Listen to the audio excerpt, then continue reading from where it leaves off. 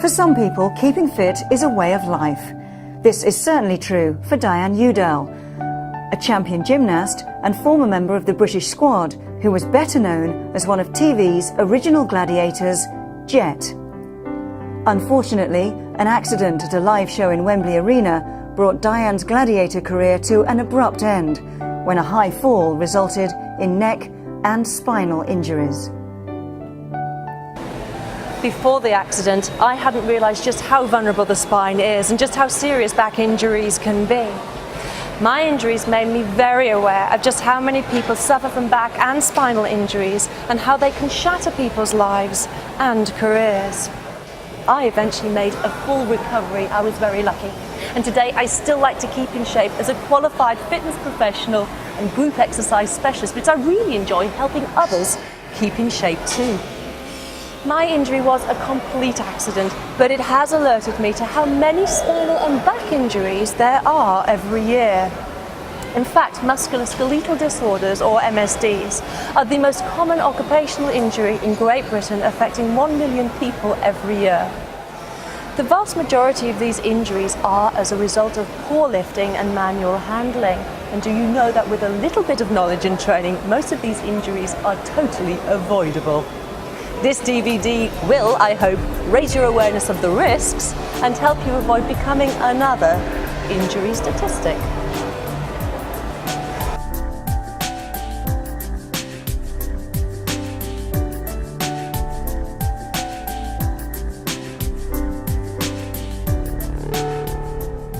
Musculoskeletal disorders include problems such as low back pain, joint injuries, and repetitive strain injuries of various sorts.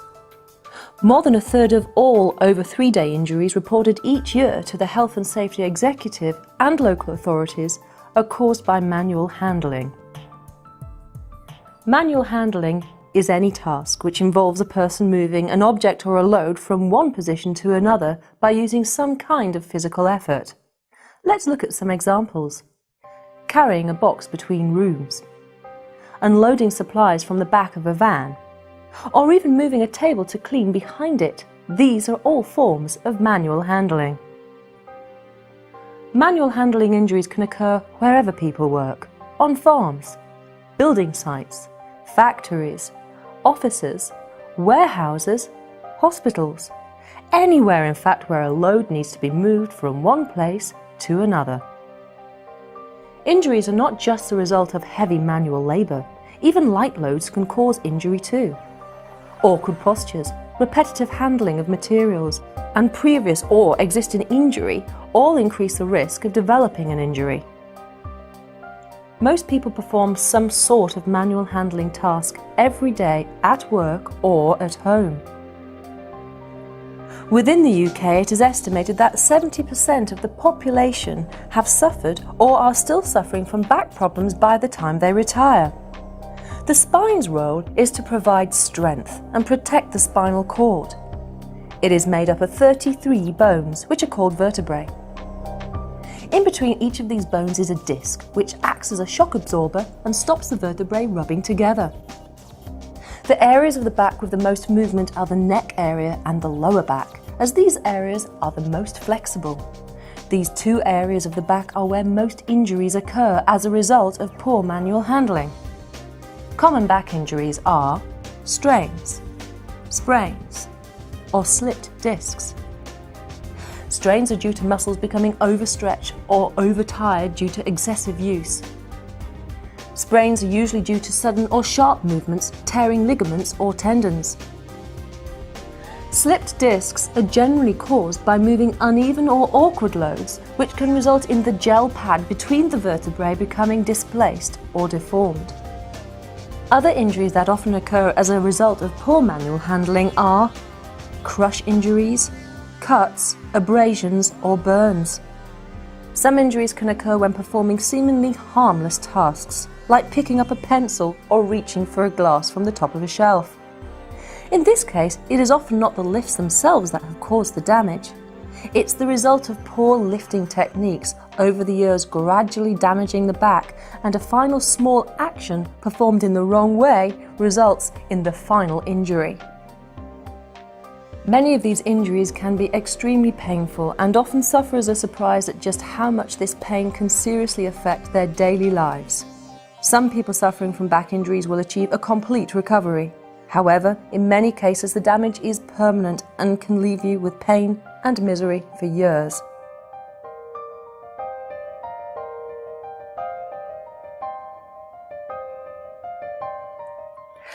Let's now look at how we might avoid injury caused by poor manual handling. Every time we lift or move an object, we should plan ahead. In a work environment where tasks are carried out on a regular basis, the task should form part of a formal documented assessment. But even when tasks are documented, hazards can change on a daily basis that can affect how a task is performed. For example, obstructions on the route may be introduced, storage positions may change, or even the weather can alter the circumstances. It's good practice to always undertake your own informal assessment before undertaking any lifting or transporting task, even if it is an occasional task. For example, are there any trip hazards that weren't there earlier, or diversions, and so on? By following a simple assessment process, we can help reduce manual handling risks. Things to consider are the load, the individual, the task, and the environment. There are basic questions that we need to ask about each of these, which can be summed up by remembering the word LITE, L-I-T-E. LITE identifies each of the steps we need to take when performing a manual handling assessment to help us carry out our task safely. L stands for load. Is the load heavy? The size of the load often does not indicate how heavy the load is. A large load can be light and a small box can be heavy. So before attempting to lift any load, check whether it is marked up with its weight. This is common practice nowadays and will give you a guide as to whether it can be lifted safely or not. Before lifting, always check how heavy it is by trying to rock it or gently moving it, because even if it is marked with the weight, the packaging may have been reused by something or for something considerably heavier. Is the load bulky? A light but large, awkwardly shaped object can cause more problems than a heavy object. The way in which we need to hold a bulky object can put strain on muscles as we stretch them. Is the load stable? Loads, like liquids, can move when carried. This may mean you have to continuously balance the shifting weight. Some objects may be heavier on one side, and this can cause you to twist or overbalance. Monitors and VDUs are always heavier on the screen side. Lift them so the screen faces towards you. Okay, one final question about the load. Is there anything I can do to make this move safer? One of the first things to do is assess whether the load can be split up into several lighter or smaller loads. This may take longer, but it will lower the risk of injuries. If the load is difficult to grasp because it has sharp corners or is very dirty, then protective clothing like gloves or overalls may need to be worn. In the case of hot liquids, consider whether it can be moved before they are heated or once they have cooled down. Often you can't change the load, so you may need help in moving it, for example, a colleague or a mechanical aid. This may take longer, but it'll certainly be shorter than the time that your employer and colleagues spend covering your sick leave and the years that you may suffer from the injury. Remember, at the end of the day, rushing or taking chances may not save time or help your employer or colleagues. Let's now look at the individual. Everyone is different, and their ability to carry out manual handling will vary from person to person due to factors like age, sex, or physical fitness. Therefore, just because one person can carry out a task, it doesn't mean everyone will be able to do the same. There may also be physical or medical conditions that limit what a person can do or make them more susceptible to injury. When deciding if a person can carry out a task safely, the following should also be taken into consideration: existing back or limb problems, pregnancy, hernias, heart problems and other medical problems. There are no legal prescribed weights that individuals can handle, but there are general guidelines for both men and women. These guidelines also take into account the area of the body where a load will be held during movement under good conditions. The guidelines only apply if the weight is carried less than 10 meters, and obviously the shape and size will affect what can and cannot be carried safely. Other considerations are: does the handler need to twist or turn their body? How frequent or repetitive is the lifting?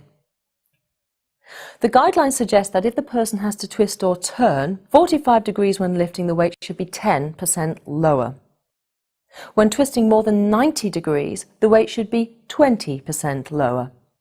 Similar reductions should be made for repetitive lifting. For example, when lifting a load twice a minute, the guide recommends the weight should be 30% lower.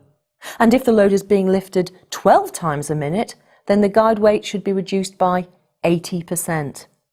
Finally, when considering the individual for a task, you should always ask, have they been trained in safe lifting techniques?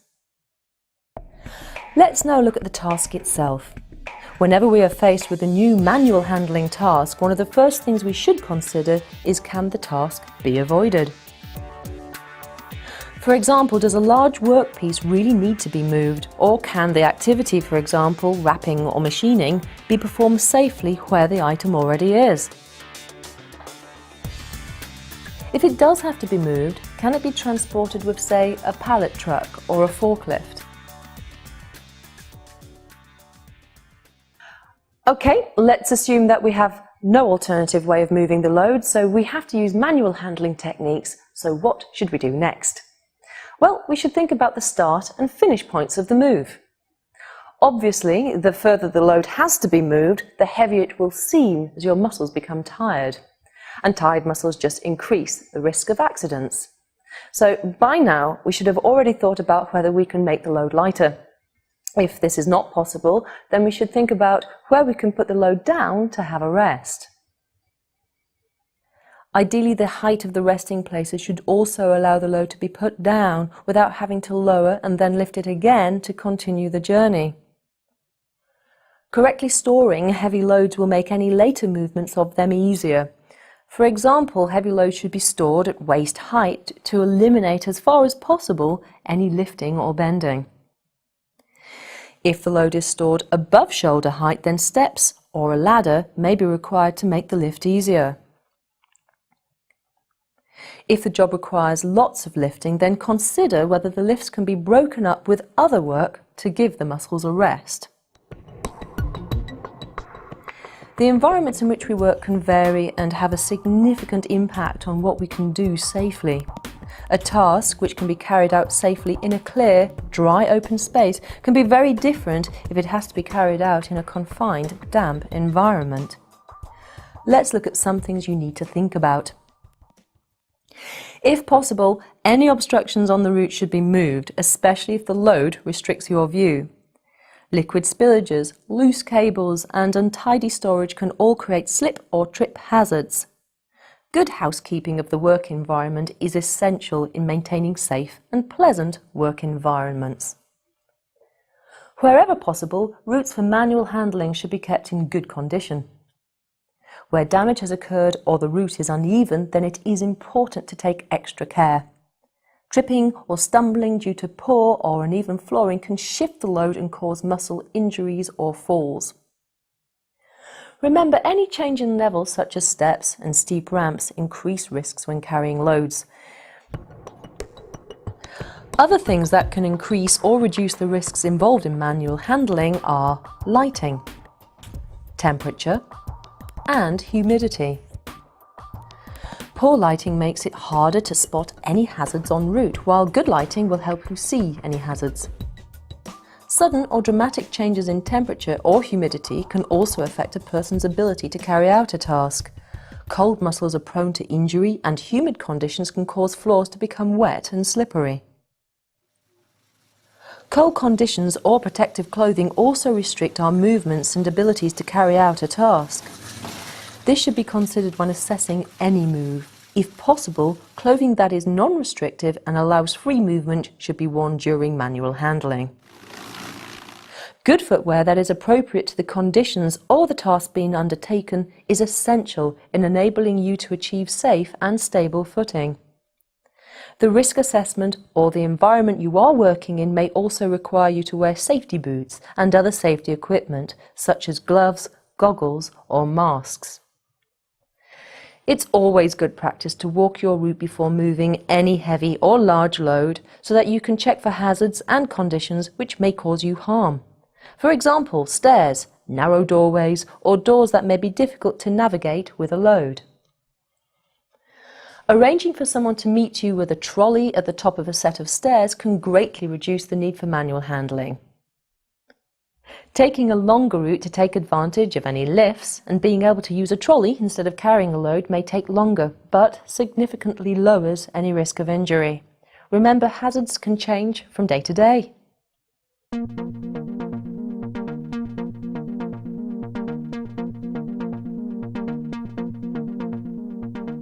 Before attempting the lift, you should have already thought about the route and any problems you may encounter on the way. Okay, with the help of Andy, let's now put everything together that we've discussed and put it into practice. The first thing to do is check how heavy the load is by trying to move it or rocking it gently. If it feels heavy and you think that you might struggle to lift it, then don't even attempt it, just get help. Next, you need to position yourself over the load with your feet apart. Stand close enough to the load to have its weight as close to your body as possible. And position your feet along the sides of the load if you can. Lower yourself to the load, keeping your back straight and bending your knees. Make sure you are balanced and take a firm grip on the load. Now, before you do anything else, a quick tip. Weightlifters always visualize a lift before they do it. Seeing themselves do it before they move helps ensure that the movement is fluid. So let's do it. Keep a firm grip on the load and keep it as close to your body as possible. Keeping your back straight and your head up, use your legs to lift yourself up to standing position. Okay, let's pause here for a moment. So why should we use our legs to provide the lifting power? Well, it's quite simple. Our legs and buttocks are the largest muscle groups in the body. Using these to provide the lift rather than the smaller, weaker back muscles reduces the risk of injury. Right, let's carry on. Keeping your back straight and head up, move smoothly to the new position for the load, and if you need to change direction, use your feet rather than twisting or turning your body. Your shoulders should remain level and face the same direction as your hips. Remember that injuries can happen when lowering loads, so it's just as important to lower loads correctly as it is to lift them. Putting down the load is the reverse of the lifting action. Remember to keep your head up and back straight. Thank you, Andy. When a load is too heavy for a single person to lift safely, then it's always best to use mechanical lifting aids.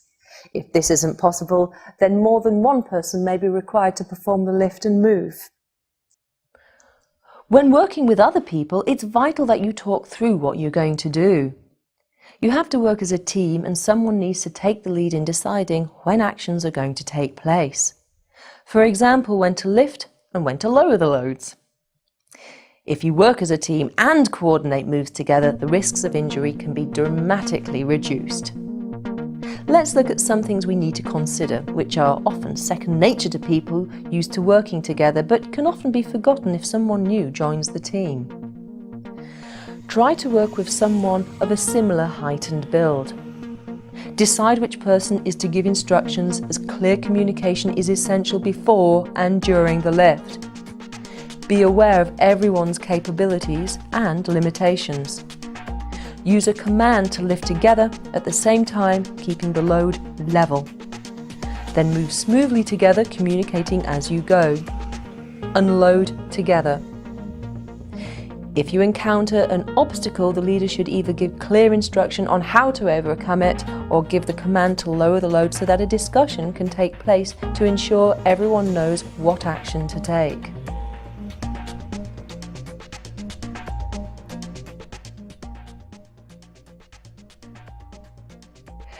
If mechanical aids are available, then it's usually preferable to use these. Appropriate training should always be given though before using aids to avoid any risks from incorrect operation. When using trolleys and hand carts, always try to place the heavier objects at the bottom. Don't stack items so high that they obscure your view en route or become unstable. It's usually better to push the load rather than pull the trolley. When pushing, keep your back straight with your elbows in and lean in the direction you are pushing. Always travel at a walking pace. Don't be tempted to run. If the route includes a slope, then the force on the load will increase, so always plan to have assistance if required. If a trolley is not well maintained, particularly the wheels, report it and don't use it until it is safe to do so. Powered equipment like forklift trucks should only be operated by authorised and trained personnel. It's important to adhere to the training and never exceed the load capacity or speed limits. Mechanical aids should never be used for purposes other than their intended use. Remember, all vehicle movements in factories or yards can be dangerous. When operating powered equipment, always look out for pedestrians. In some factories or yards, pedestrians may be required to wear high visibility clothing and stay within designated pedestrian areas. Take it from me, back injuries can change your life forever. The pain and the suffering can be devastating and debilitating, and in some cases never goes away. Accidents do happen, sure, but for most of us, avoiding injury is in our hands. Just trying to pick up one heavy object without due care and attention can cause an injury that remains with you for the rest of your life. I was lucky, you might not be, so please take care.